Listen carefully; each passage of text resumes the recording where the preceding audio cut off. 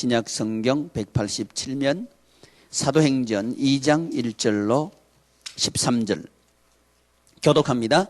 제가 1절을 먼저 봉독합니다. 오순절 날이 이미 이름에 그들이 다 같이 한 곳에 모였더니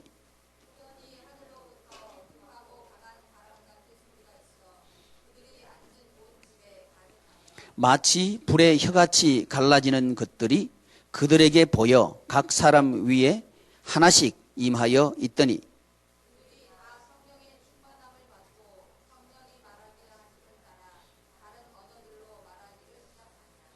그때에 경건한 유대인들이 천하 각국으로부터 와서 예루살렘에 머물러 있더니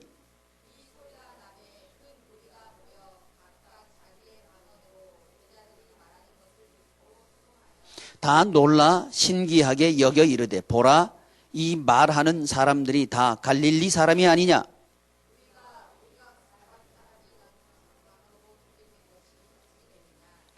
우리는 바데인과 메데인과 엘람인과 또 메소포타미아, 유대와 갑바도기아, 본도와 아시아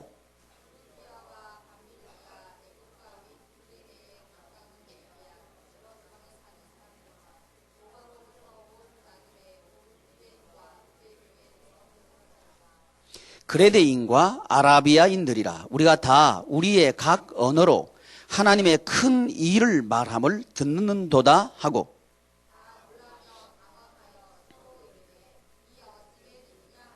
13절 같이 합니다. 또 어떤 이들은 조롱하여 이르되 그들이 세출에 취하였다 하더라. 아멘. 기도합시다. 존귀하신 하나님, 하나님의 크신 은혜를 감사합니다. 성령 강림을 감사하고 또 기억하고 회상하고 참여하기 위해서 우리에게 성령 강림절을 허락하신 것을 감사합니다. 아버지 하나님, 우리가 살아가는 모든 날 동안 성령님께서 우리로 충만하게 하시고 우리 가운데 거하시고 역사하여 주시옵소서. 우리 주님 예수님의 이름으로 기도드리옵나이다. 아멘.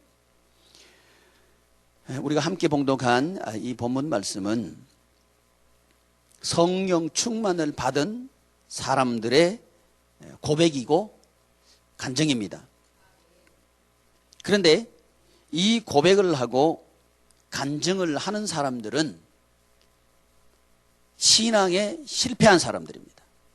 그래서 디베랴 바다로 예수님께서 십자가에 달려 돌아가신 후에 이제 신앙생활을 등지고 옛날 세상에서 살던 믿지 않을 때 믿기 전에 살던 그 바다로 돌아가 가지고는 옛날 생활하는 방법대로 살던 사람들이 성령의 충만을 받고 또 하나님의 큰 일을 지금 선포하고 있습니다. 11절에 보면 하나님의 큰 일 말함을 듣는도다 그랬거든. 하나님의 큰 일. 이제 하나님의 큰 일을 이 사람들이 이해하게 되었고 듣게 되었고 또 고백하게 됩니다.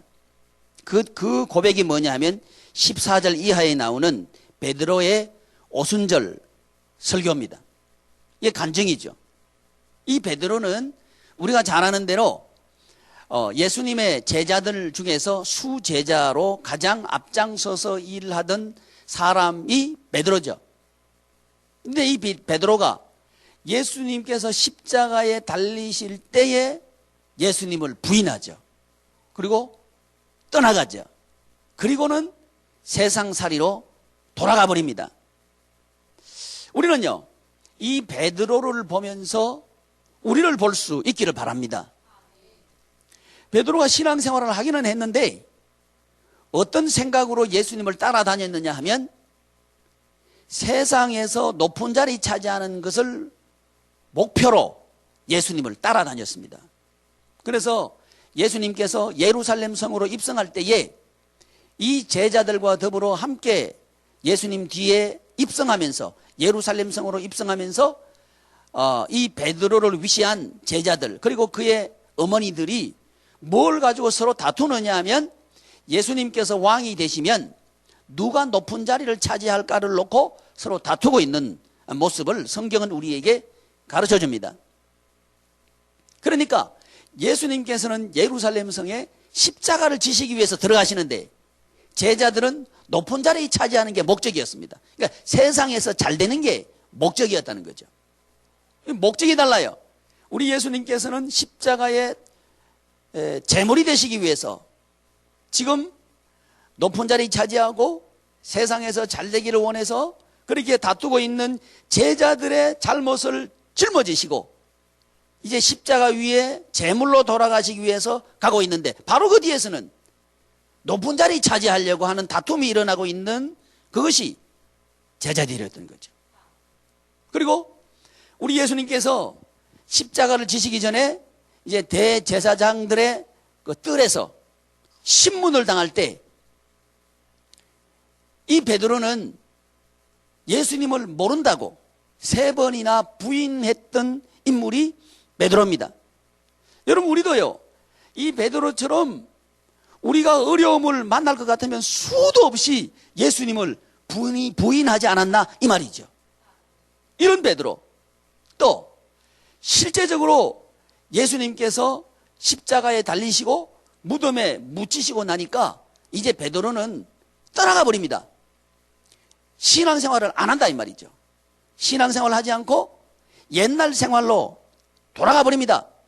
이제 혼자 돌아가는 게 아니고 제자들 6명을 꼬드겨 가지고 같이 갑니다. 여러분 이 신앙에 미끄러지는 사람들을 보면요 꼭 꼬드겨 가지고 같이 미끄러져요. 그래서 미끄러지는 사람 옆에는 있지 말아요. 같이 미끄러지니까. 그러니까 이 베드로가 6명 데리고 이제 디베랴 바다로 가는 거예요. 디베랴 바다의 뜻은 우리가 알고 있죠. 로마의 황제 티베리우스 황제의 이름을 따가지고 갈릴리 바다를 디베랴 바다라고 불러버린 거예요. 그러니까 그 성경에서 갈릴리 바다를 디베랴 바다로 이렇게 명칭을 바꾸어서 기록한 이유는 뭐냐 하면 이 베드로를 비롯한 제자들은 로마의 통치 아래 살게 됐다 이 말입니다. 그러니까 이 말은 뭔 얘기냐면 저와 여러분들이 이제 인본주의의 통치 아래 교회가 들어가 버린 거예요. 성도들이 살아가는데 하나님의 원리와 하나님의 말씀대로 하나님의 은혜로 사는 게 아니고 세상의 정복 땅에서 로마가 주는 것을 먹고 사는 그 디베랴 바다로 가버린 거예요. 그런데 그 디베랴 바다에 갔을 때에 이 제자들이 얻을 수 있었던 것은 빈 그물입니다. 아무것도 얻을 수 없는 거예요. 그리고 남은 것은 뭐냐? 고생과 허탈과 고통과 아픔밖에 남은 게 없는 거예요. 그런데 간 건 뭡니까? 시간은 간 거예요. 사단은 우리로 하여금 이렇게 합니다. 목적을 세상에다 두고 예수님을 따라다니도록 해가지고 우리가 생각했던 세상의 것이 안 되면 예수님을 부인하고 예수님을 떠나가고 그 다음 순서는 뭐냐? 세상으로 들어가게 합니다. 그러나 세상에 들어가면 남는 게 뭐냐? 고생밖에 남는 게 없고 빈 그물이고 소득은 없는 거예요. 이때 예수님은 누굴 찾아가시느냐? 그 베드로와 제자들을 찾아가시더라 이 말이죠. 이 시간 우리 하나님께서는 이런 우리를 찾아오신 줄 믿습니다. 이 세상에 살고 있는 모든 사람들은 이와 같습니다. 여러분 베드로가 그럴진데 우리는요? 우리는 더합니다. 혹시 이 설교를 들으면서 나는 아니라고 생각한다면 여러분 큰일입니다. 그 사람은요 아주 심각하게 지금 회개해야 될 사람입니다. 바로 베드로와 같은 자가 나다 한 이렇게 이 설교가 들려야 복이 있습니다. 그래서 이제 이 베드로를 찾아가신 우리 주님 예수님께서 베드로에게 그물을 배 오른편에 던져라 이렇게 말씀하신단 말이죠. 그런데 지금 그 예수님께서 다시 던져라고 하는 그 바다는 베드로가 밤새도록 그물을 던졌던 바다입니다. 그렇지만 단 한 마리도 고기를 잡지 못한 바다입니다. 그리고 물리적으로는 지금은 고기가 잡히지 않는 시간대입니다. 또 개인적인 상황에서는 지치고 피곤해서 이제 아무 힘도 남아있지 않는 상황입니다. 이런 상황에서 우리 예수님의 말씀이 주어집니다. 여러분, 이 시간 우리 하나님께서는 이 설교를 통해서 말씀하십니다. 그물을 배 오른편에 던져라. 우리 예수님께서 우리에게 요구하시는 것은 순종입니다. 던졌을 때에 베드로는 상상도 못한 어마어마한 기적의 주인공이 됩니다. 여러분, 기적의 주인공이 되는 것은 우리의 노력이나 호조건이나 우리의 기술이나 자금력이나 또는 경기나 이런 게 아니고 하나님의 은혜입니다. 하나님의 은혜로 우리는 천국 생활을 할 수가 있다는 얘기입니다. 그래서 여러분, 하나님의 나라 생활은 하나님께서 우리 가운데 오셔서 역사하실 때 가능합니다. 왜냐하면 이 세상은 하나님께서 만드셨고, 이 세상은 하나님께서 움직이시고, 이 세상은 하나님의 뜻대로 됩니다. 우리가 노력하는 대로 되는 게 아닙니다. 노력했다고 이루어지는 것도 아닙니다. 하나님께서 은혜를 베푸시면 됩니다. 여기서 우리는 뭘 기억해야 되느냐? 주인이 바뀌어야 된다는 얘기입니다. 내 인생의 주인이 하나님께서 되셔야 합니다. 내 인생의 주인이 하나님입니다 하는 고백이 뭐냐? 순종입니다. 하나님의 말씀이 주어졌을 때에 지금은 고기가 잡히지 않을 때입니다. 지금 우리 상태는 아시지 않습니까? 다 지쳐가지고 힘도 없고 지금은 아무것도 못할 때입니다. 우리 개인적인 형편도 안 됩니다. 그리고 밤새도록 잡아봤습니다. 안 됩니다. 이렇게 말할 수 있습니다. 내가 주인이라면 말이죠. 그런데 그럼에도 불구하고 하나님께서 던지라고 하시니까 내가 그 말씀을 의지해서 던지겠습니다. 이럴 때 주인은 바뀌어버리는 거죠.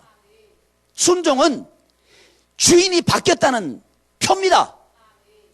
저와 여러분들에게 우리 하나님께서 요구하시는 건 뭐냐? 순종입니다. 순종이 제사보다 좋아요. 왜 그런 거 아니? 순종을 왜 그렇게 우리 하나님께서 좋아하시느냐 하면 우리 인생에 하나님께서 주인 되셔야 우리가 천국 생활을 회복합니다. 그래서 우리가 순종하는 걸 그렇게 좋아하시는 거예요. 그래서 이 베드로가 디베랴 바다에서 드디어 로마가 주인인 그 바다에서 이제 하나님이 주인이시라는 놀라운 고백을 합니다. 그게 뭐냐면 그물을 내리는 거죠. 그물을 내렸을 때에 진짜 주인이 베드로에게 나타나십니다. 진짜 주인이 누굽니까? 하나님. 우리 인생에 있어서 진짜 주인은 하나님입니다. 근데 말이죠, 진짜 주인이 언제 나타나시는가? 바로 지쳐서 내 힘으로는 아무것도 할 수 없는 그때에 나타나십니다. 왜 그럴까요? 하나님께서 주인 되심이 우리 가운데 증거되어야 하기 때문에 그런 겁니다. 이거 안 그러면요, 내가 했다 그래요.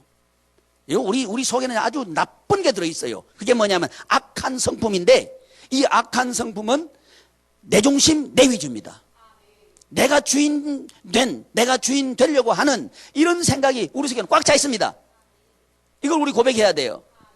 그런데 내가 주인이라는 말을 못 하려고 하면 해도 안 돼야 못 하는 거예요. 왜 아멘 하니? 해도 안 돼야 주장할 수가 없는 거예요. 내가 봐도 하나님 은혜입니다. 이런 상황이 돼야 되는 거예요.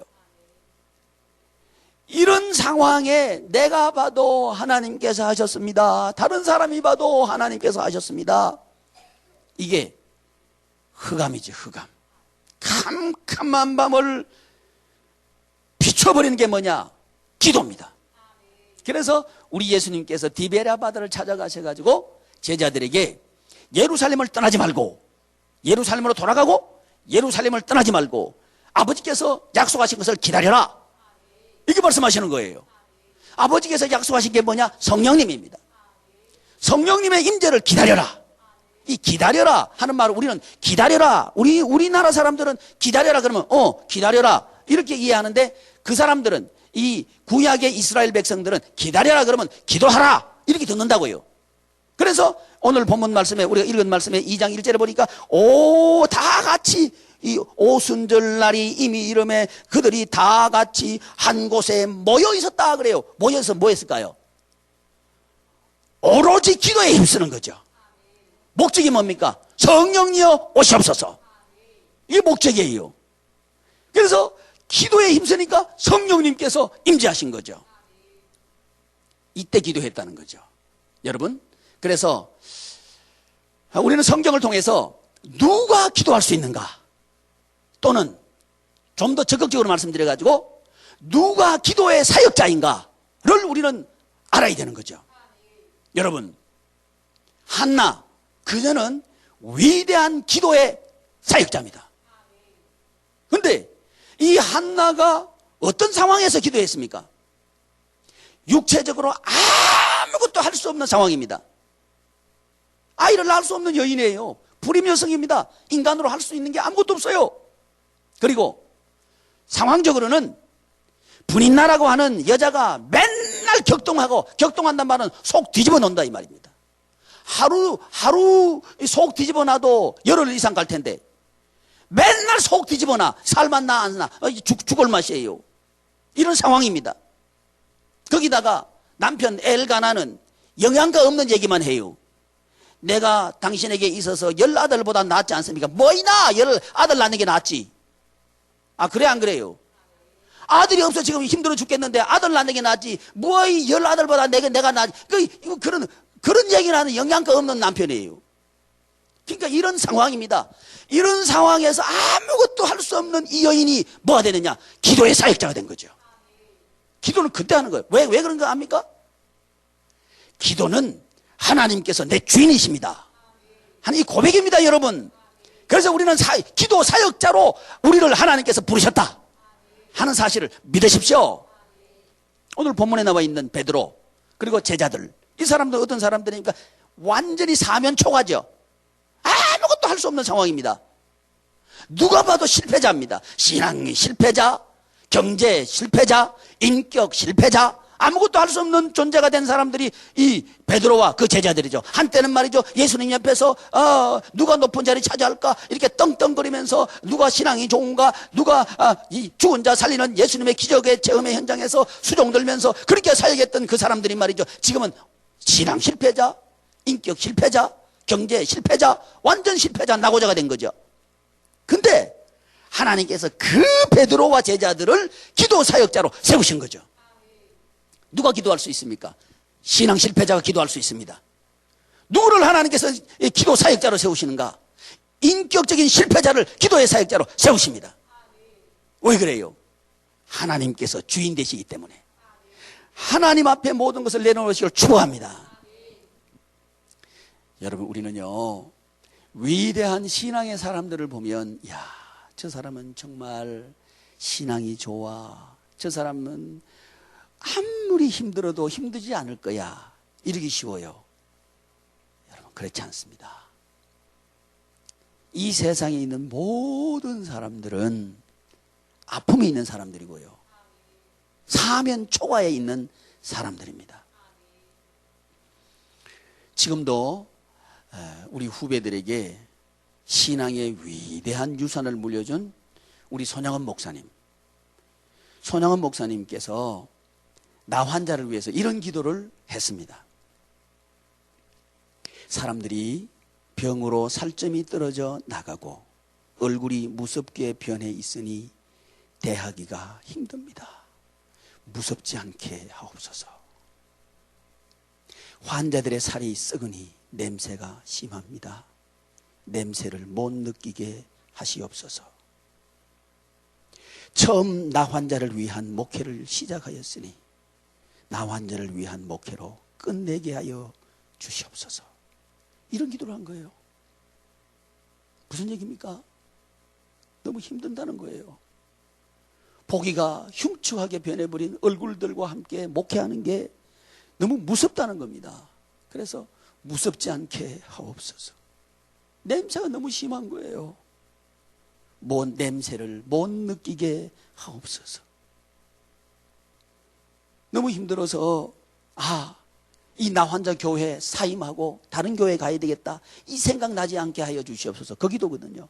나환자를 위한 목회로 끝내게 하여 주시옵소서. 위대한 신앙의 사람 손양원 목사님의 기도입니다. 우리에게 어찌 이런 아픔이 없겠습니까?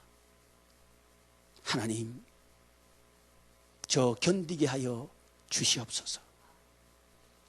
너무너무 힘듭니다.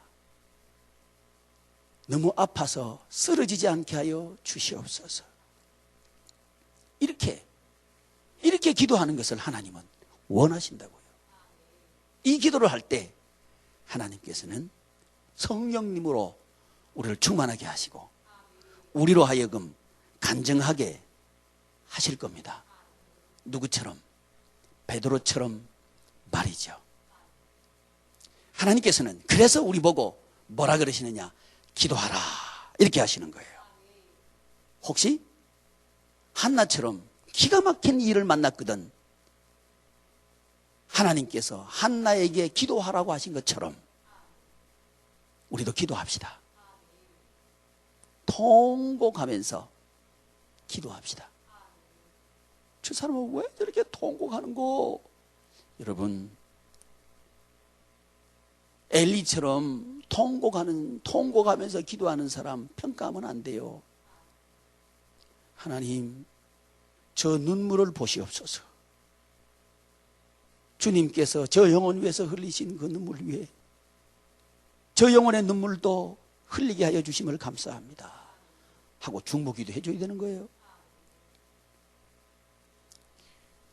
그 마음을 우리는 함께 중보하면서 하나님 응답하여 주시옵소서. 중보기도죠. 이렇게 할 때에 하나님께서는 우리에게 성령으로 충만시켜 주실 줄을 믿습니다. 또 우리들 중에 혹시 베드로처럼 신앙생활을 잘 한다고 펄펄 뛰다가 이제 낙심하고 실망하고 예수님을 버리고 떠나서 세상으로 돌아가 버린 사람이 있다면 신앙생활 잘하는 것처럼 하더니 꼴 좋다 이렇게 하지 말고 하나님, 베드로를 찾아가신 하나님, 그를 찾아가시옵소서. 베드로에게 다시 한번 기회를 주신 하나님, 그에게 다시 한번 기회를 주시옵소서. 베드로에게 성령의 충만을 주신 하나님, 그에게 성령의 충만을 주시옵소서. 이렇게 기도할 수 있기를 축복합니다. 또 여러분 자신이 지금 한나와 같이 베드로와 같이 이런 형편이라면 낙심하지 말기를 바랍니다. 하나님 오소서. 그리고 약속하신 대로 임재하여 주시고 성령으로 충만시켜 주시옵소서. 다시 이렇게 세워주실 줄을 믿습니다. 나를 세워 주시옵소서. 이렇게 기도하시기를 축복합니다. 하나님께서 원하시는 것은 기도입니다. 그래서 오늘 우리 오전에 쉬지 말고 기도하라. 여러분 쉬지 말고 기도하시기를 축복합니다.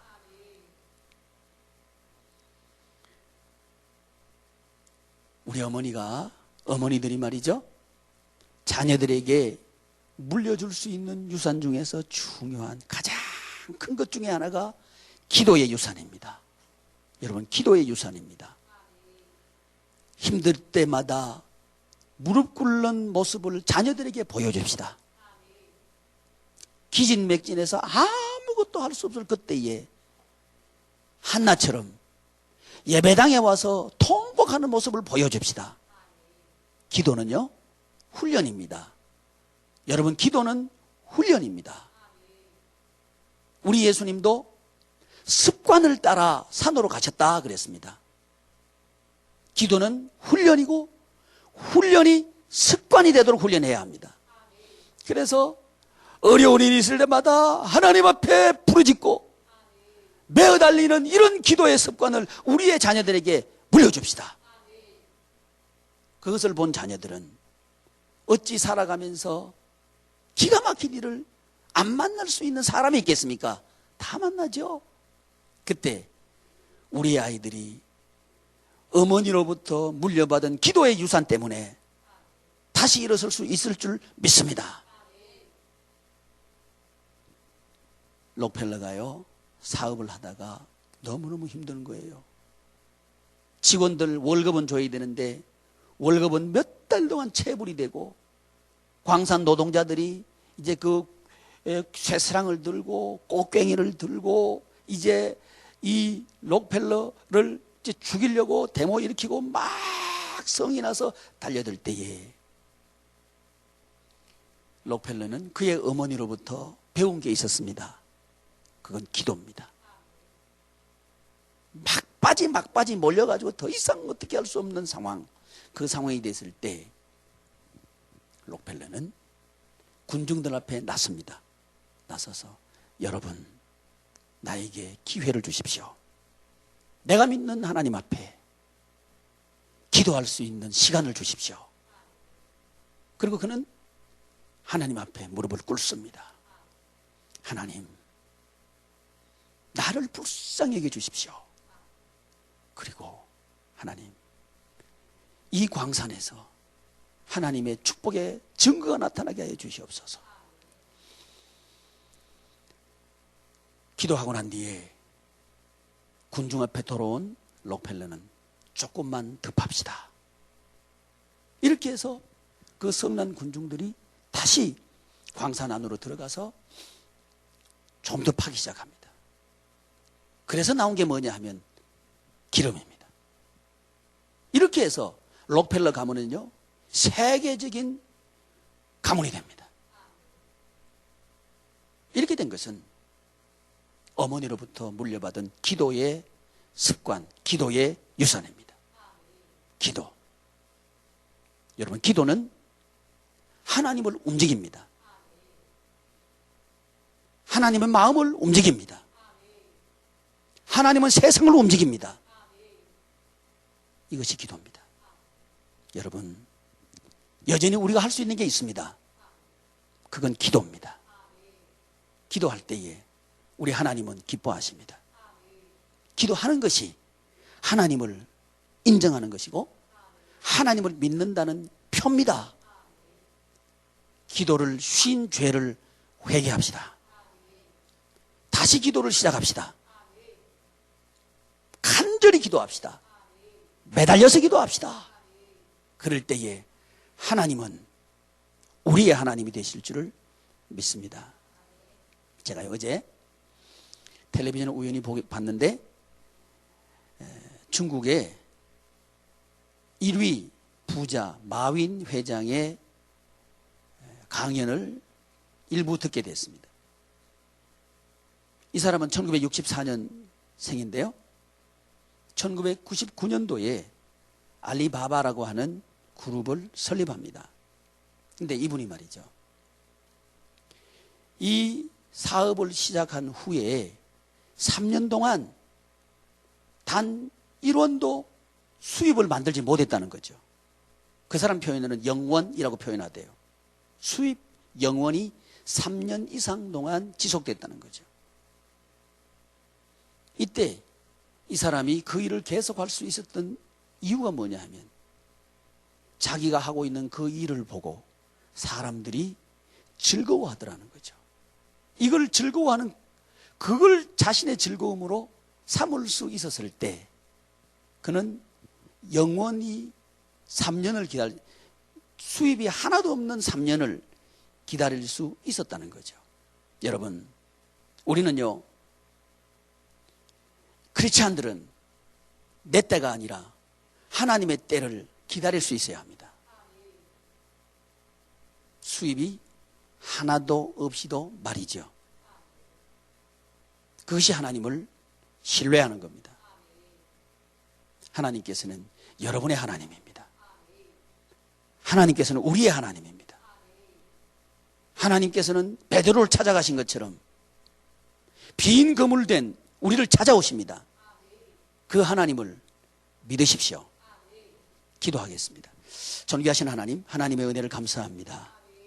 우리 지체들, 기도의 사람들 되게 하여 주시옵소서.